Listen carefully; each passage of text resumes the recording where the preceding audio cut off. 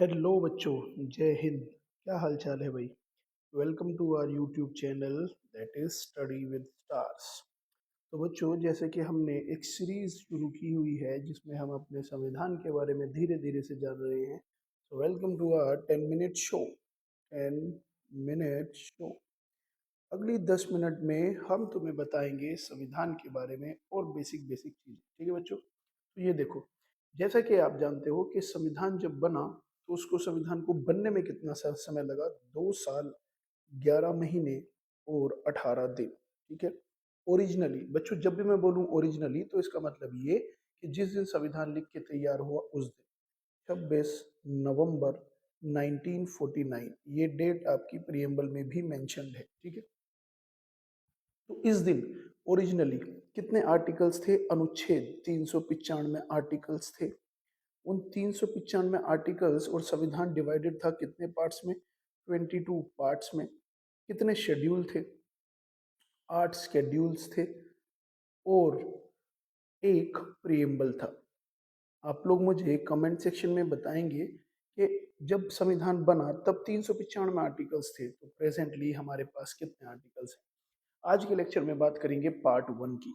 Part 1 बात करता है आपका यूनियन एंड टेरिटरीज। ठीक है? Union and it's territories. Territories को हिंदी में बोलते हैं केंद्र शासित राज्य। तो ये पार्ट 1 है आपका। पार्ट 1 में आर्टिकल नंबर 1 से लेके 4 तक आते हैं। ठीक है बच्चों?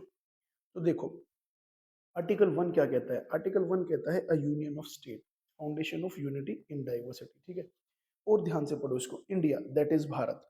आर्टिकल 1 ये बोलता है कि इंडिया दैट इज भारत। अब पहली बात तो ये है कि कॉन्स्टिट्यूएंट असेंबली में यही बहस थी कि जो देश होगा उसका नाम इंडिया होगा या भारत होगा। तो मेरे जैसे किसी समझदार आदमी ने सजेस्ट किया कि भाई साहब इसको इस तरह से लिख दो कि इंडिया दैट इज भारत। ठीक है? तो ये हमारे आर्टिकल नंबर 1 में लिखा हुआ है। भाई पहला आर्टिकल क्या है ये आपको पता होना चाहिए। ठीक है? और ये इसने डिफाइन किया है इंडिया को as a union of states rather than federation. ठीक है? Emphasising unity and federalism. और स्पेसिफाइड स्टेट एंड यूटीज कौन से शेड्यूल में? पहले शेड्यूल में। अच्छा, ध्यान से सुनो। आर्टिकल 1 बोलता है कि India that is Bharat is a union of state rather than federation. Rather than federation, ये इस तरह से लिखा हुआ है। इसको जरा आप समझो कि ये क्यों ऐसी बात कही गई है। ये बच्चों इसलिए कहा गया है कि जैसे कि यूएसए है, ये उससे कंपैरिजन में कहा गया है। यूएसए ऐसा देश है, इसकी फुल फॉर्म पढ़ो आप, यूनाइटेड स्टेट्स ऑफ अमेरिका। आप जो यूएसए के फ्लैग में 50 स्टार देखते हो, वो 50 स्टार रिप्रेजेंट करते हैं किसको? 50 स्टेट्स को।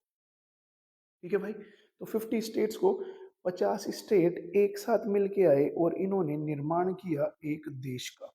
यानी कि इसीलिए तुम देखोगे कि यूएसए में स्टेट्स ज्यादा पावरफुल है। ठीक है? और यूएसए को बोला जाता है destructible union. Destructible union of indestructible states।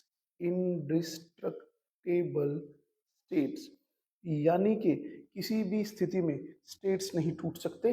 अगर कुछ मतलब वर्स कंडीशन हुई तो यूनियन टूट सकती है। लेकिन इंडिया में इसका उल्टा है। इंडिया में इसको कहा जाता है बच्चों डिस्ट्रक्टेबल यूनियन। ठीक है? ये देखो, इंडिया में इसका उल्टा है। इंडिया में इसको हम इस तरह से देखते हैं कि हम इन वर्ड्स को ट्विस्ट कर लेते हैं। Indestructible union, indestructible union of destructible state. किसी भी हालात में देश नहीं टूट सकता, सेंटर नहीं टूट सकता। ठीक है? याद रहेगा बच्चों। तो आर्टिकल नंबर 1 किस बारे में बात करता है कि India that is Bharat is a union of state rather than federation. और ये हमने कंपेयर किया है किससे? यूएसए से। और यूएसए के बारे में मैंने बात तुम्हें बताई है। भारत का जो 4th शेड्यूल है, ध्यान से सुनेंगे। भारत का जो 4th शेड्यूल है, जैसे कि पहले शेड्यूल में कुछ ना कुछ चीजें लिखी होंगी। पहले शेड्यूल में स्टेट्स एंड यूटीज के बारे में ये देखो अभी बताया। तो ऐसे ही 4th शेड्यूल में लिखा हुआ है allocation of seat of Rajya Sabha. एक लोकसभा हाउस होता है, एक Rajya Sabha.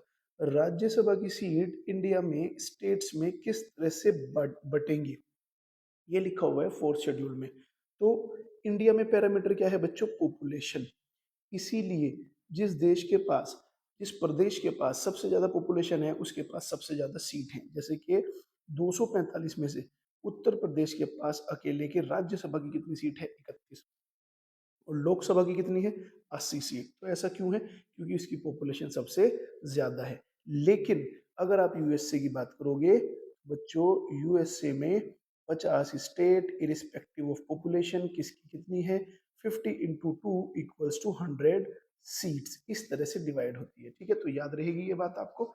Article number 1, India that is union of state is India that is Bharat is a union of state rather than federation. ठीक है, और ये बातें तुम सारी की सारी याद रखोगे। ठीक है बच्चों, तो ये आर्टिकल 1 हुआ आपका, आर्टिकल नंबर 1। ठीक है, और उसके बाद आर्टिकल नंबर 2 देख लो। ये देखो, कॉन्स्टिट्यूएंट असेंबली में डिबेट क्या हुई थी? Propose by honourable member name like Bharat, Hindustan and Bharatvarsh embodied in the culture, heritage and unity of our nation. Article number 2 की बात करो। आर्टिकल नंबर 2 बोलता है कि एडमिशन और इस्टेब्लिशमेंट ऑफ न्यू स्टेट। अगर नई स्टेट बनाने हो तो ये अधिकार किसके पास है? पार्लियामेंट के पास है। ठीक है बच्चों, अगर नए स्टेट बनाने हो तो ये किसके पास है? पार्लियामेंट। पार्लियामेंट में by law admit into the union और establish new state on such terms and condition it thinks fit. ठीक है बच्चों, तो नए स्टेट्स का निर्माण कौन से आर्टिकल के दौरान होगा? आर्टिकल 2 के। ठीक है, अब आप आर्टिकल 2 में और 3 में क्या चीज याद रखोगे कि नए स्टेट अगर बनने हैं बिल्कुल प्योरली नहीं तो वो आर्टिकल नंबर 2 में बनेंगे। लेकिन आर्टिकल 3 2 से किस तरह से अलग है? Formation of new states and alteration of boundaries और नेम्स ऑफ एग्जिस्टिंग स्टेट। ठीक है, अगर स्टेट्स की बाउंड्रीज के साथ अगर छेड़छाड़ करनी है, ठीक है बच्चों, अगर स्टेट की बाउंड्रीज के साथ छेड़छाड़ करनी है, उसमें कुछ बदलाव अगर लेके आना है, अगर एक स्टेट को तोड़ के दो स्टेट बनाने हैं, दो स्टेट को जोड़ के एक स्टेट बनाना है, तो वो किस में होगा? आर्टिकल नंबर 3 में होगा। और न्यू स्टेट का फॉर्मेशन आर्टिकल नंबर 2 में होगा। ठीक है बच्चों, और आर्टिकल नंबर 4 देखो क्या बात करता है कि जो भी लॉ बनाया गया है, any law that is made under article 2 यानी कि फॉर्मेशन ऑफ न्यू स्टेट, और आर्टिकल 3 इसको बेटा इंटरनल रीएडजस्टमेंट भी बोलते हैं। ठीक है, तो आर्टिकल नंबर 4 बोलता है कि जो भी चेंजेस आर्टिकल 2 और आर्टिकल 3 से आए हैं, ठीक है, उसको हम इज नॉट कंसिडर्ड, उसको हम संवैधानिक संशोधन नहीं मानेंगे। Is not considered a constitutional amendment. ठीक है, और बच्चों यहाँ से आप एक बात और याद रखोगे कि कॉन्स्टिट्यूशनल अमेंडमेंट का आर्टिकल कौन सा है? 368।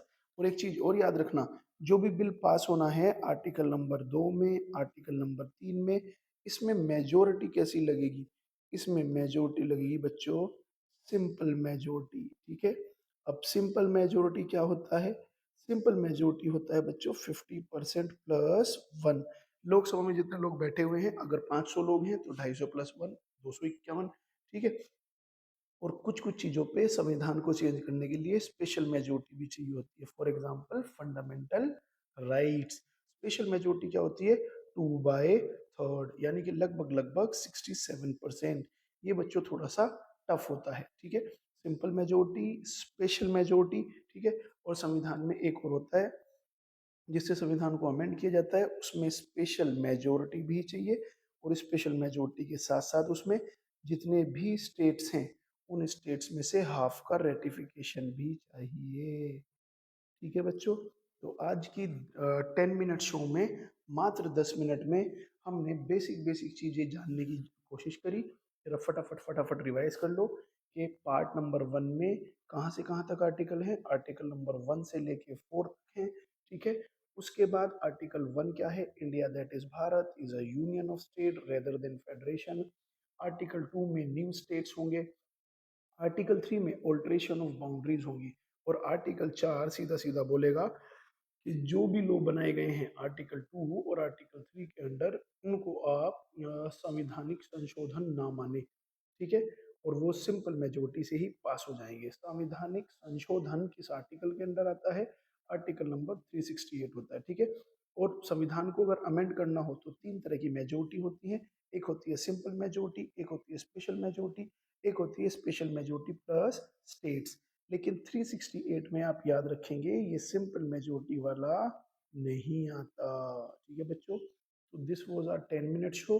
अगर आप 10-10 मिनट इसी तरह से डेली अपने संविधान को देते हुए चलेंगे तो अगले 15-20 दिन में यू विल रियलाइज कि हाँ, आपको अच्छी खासी चीज़ें अच्छे लेवल की समझ में आ चुकी हैं। मिलते हैं जल्दी नेक्स्ट वीडियो में, तब तक प्यार बरकरार रखो, हम लोग जलवा बरकरार रखेंगे। ओके बच्चों, जय हिंद।